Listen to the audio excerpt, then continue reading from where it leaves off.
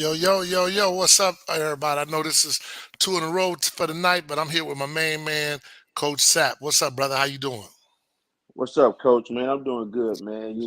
Just got home not too long ago from a long but productive day. How you been, brother? Man, I'm good, man. I had the meeting with Coach Will and my boy Jeff brought back the hookup seafood. He brought it in, and so shameless Okay. plug.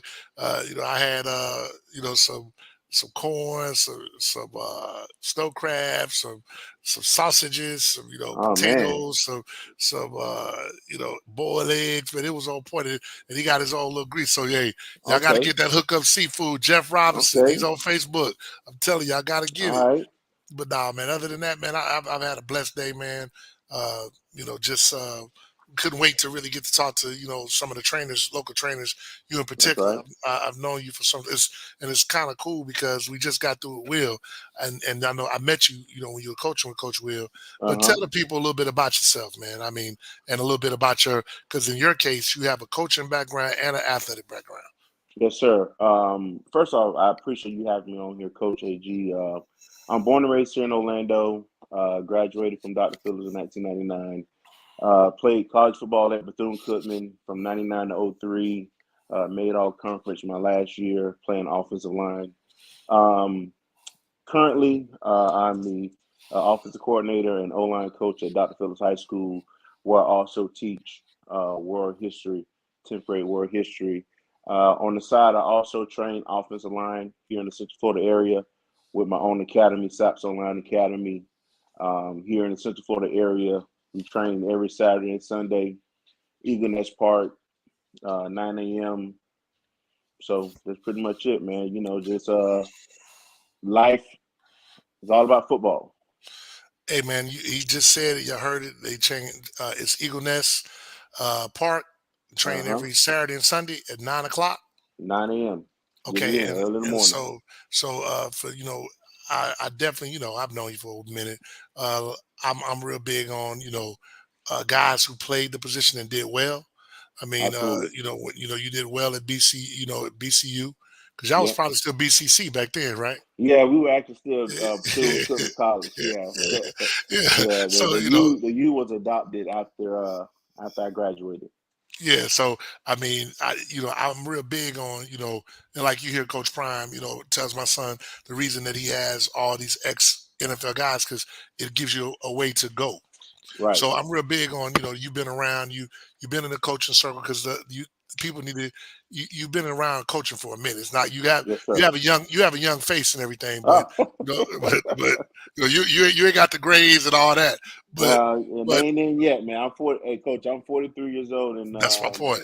this upcoming season will be my 21st season coaching. So yeah, Correct. I've been doing a little minute, but you know, I'm enjoying it. Yeah, man. Tell the people a little bit, man, why you got into training because you've been in the system as far as teaching for a minute, what and as far as coaching as well. So what made you decide to get into training? Well, if you look at the training landscape here in Central Florida, specifically Orlando, you saw tons of strength and conditioning, speed.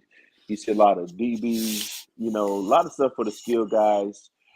What we did not have here in Orlando is exclusively offensive line. I know Coach Jones does a good job with his academy, but academy that specifically caters to offensive line play.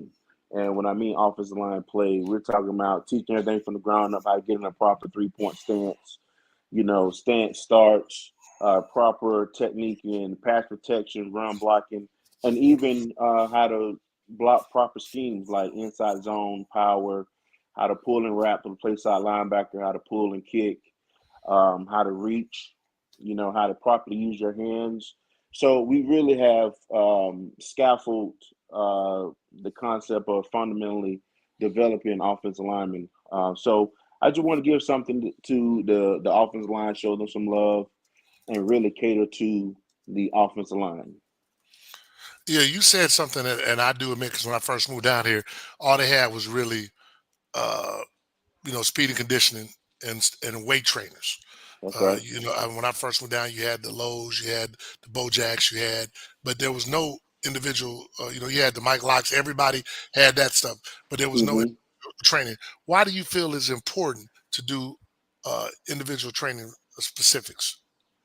Well, I mean, I think it's important because it does give those kids an advantage when they go to camps, when they come to performing well on their teams. Uh, all the all the kids that have consistently been in my academy, they have seen the benefit of that, and their parents have seen the benefit of it as well. If it's nothing but just their conditioning, I mean, because we do actually work on your conditioning as well. So we do a lot of strengthening our lower body. But you need that individual training if you want that competitive advantage. Nowadays, just going to practice is not enough. Just going to your weight training at your high school or at your respectful program is not enough. You got to have that competitive edge.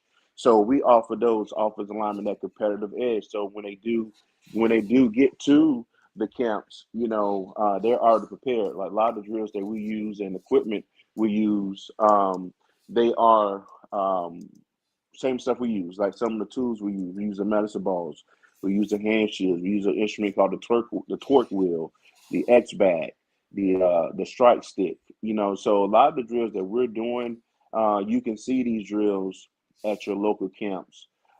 So everything we're going to teach and coach and train is going to relate directly to the playing field. Even though the drill looks cool, it looks fun. Man, I really like that drill. It's a meaning to that drill, and it serves a purpose for some phase of the game. If it's kick sliding, if it's pass protection, if it's pass pro demeanor, if it's footwork. So, you know, the training part really lets you break things down and scaffold it. Yeah, I mean, you got Ron Mitchell, talking about, and he's definitely right. One of the things that you said as well, I want to make sure I get this because you hit it on the nose. And one of the reasons that I want to make sure I had all you trainers on is prepare kids for camp. Uh, Okay. you know, uh, you came out last year. Last couple of years you brought the kids out to our HBCU camp. You will be definitely the offensive line trainer for the camp. One of the reasons that I want to get everybody on together is I need parents to understand what he just said was so true. The drills that he's doing, they were doing at the camps. Right. And when I saw that, I was like, man, because the only thing that that year I think we had BCU, we had FAM, Edward Waters. They were working the camps. The camp Right. this year, I'm gonna have you coaches working the camps so they Right. can walk around and see the kids. But Right. so I for one can attest that the drills you were doing were the same drills they were doing in camp.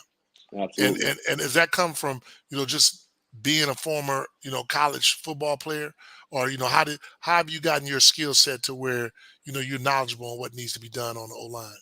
Well, the number one thing is for any coach is to stay humble. You never stop learning. When you feel like you know everything, it might be time for you to get out. Right. I'm always studying. I'm always learning. I'm always piggybacking off of drill that I see. I like to take drills and kind of put my own spin on it. But I think the biggest thing that some people really don't understand is you want to make things simple.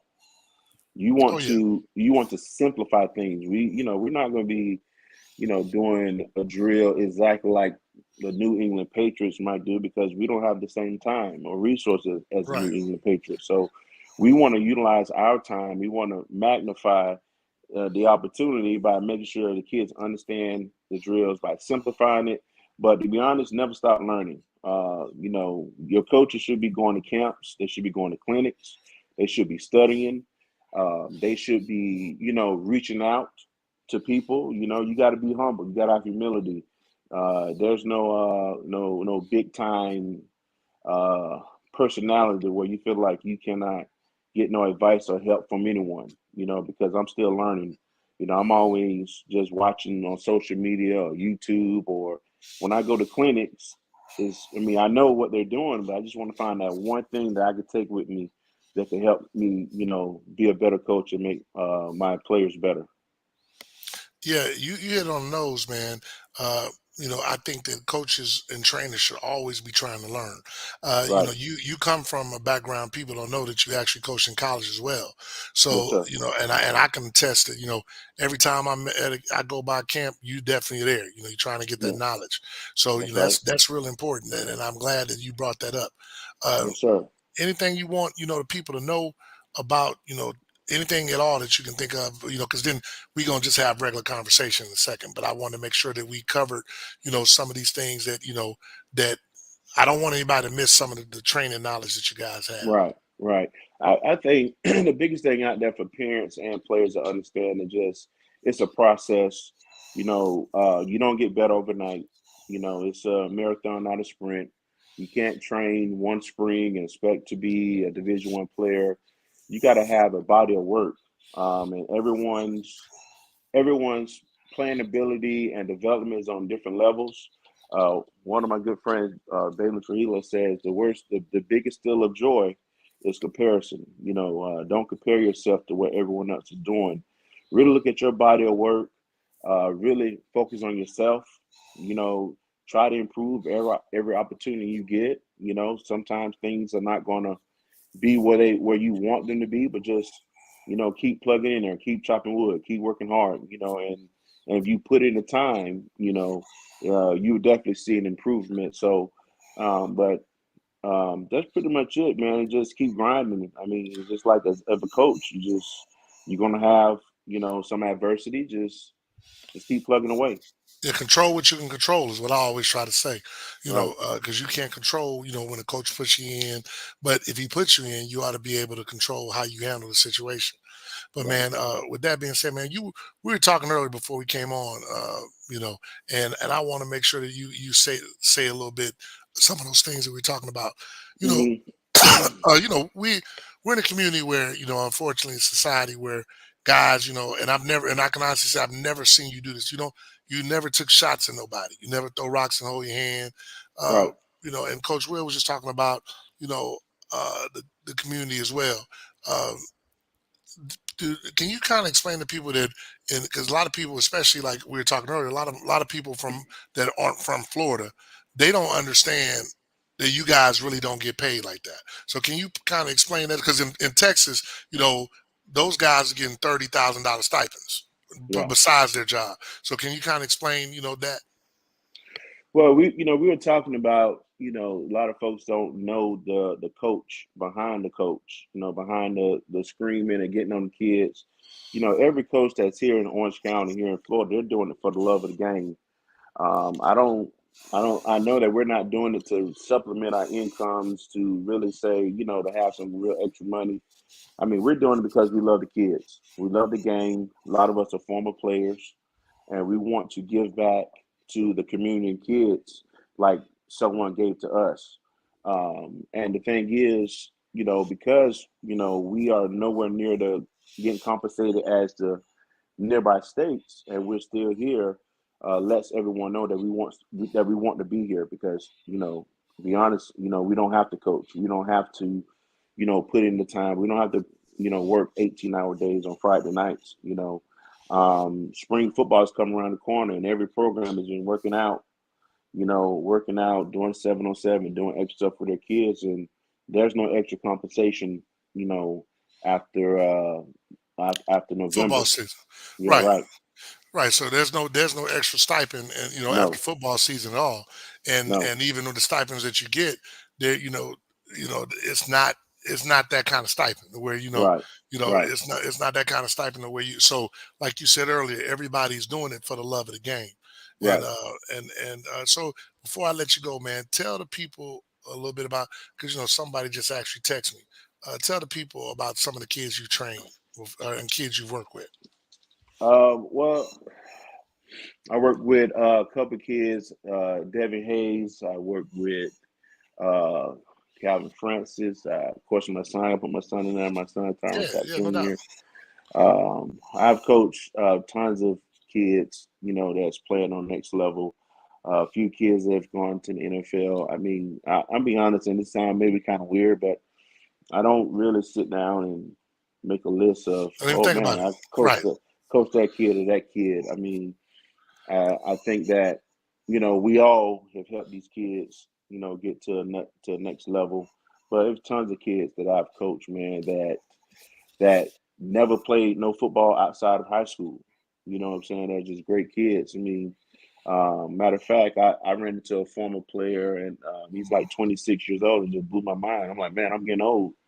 Yeah. The kids that used to be 16 and 17, now they're grown men having their own families. But um, I've trained a lot of different linemen that have gone to, play Division 1, Division 2. But it's all about helping those kids that who are also not college ready, who just want to become an average to a good player, a good player to a great player. They just want to be a great high school player. The overall goal is to get to college, but Right. you got to also cater to those kids that might be undersized, those kids that have been told no and they don't have a chance. And the best way for them to compete is to become technically sound, to be better technically sound. Yeah, we had that conversation, man. I'm big on that too, man. And when you said it, I knew like, and a lot of guys will say that he's not being humble.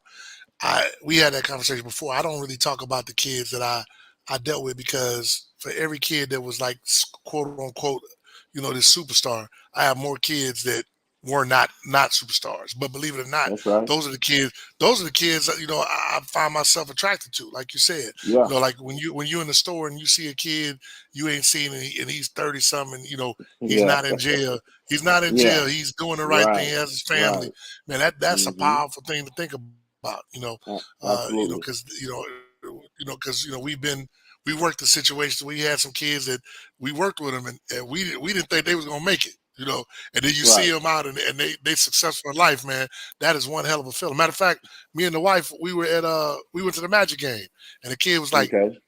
Coach AG, I knew you at Oak Ridge, and then when I saw him, I was Yeah. like, bro, I know. He was talking. I said, man, you doing good? And I was like, man, I didn't think you was gonna make it. He started laughing.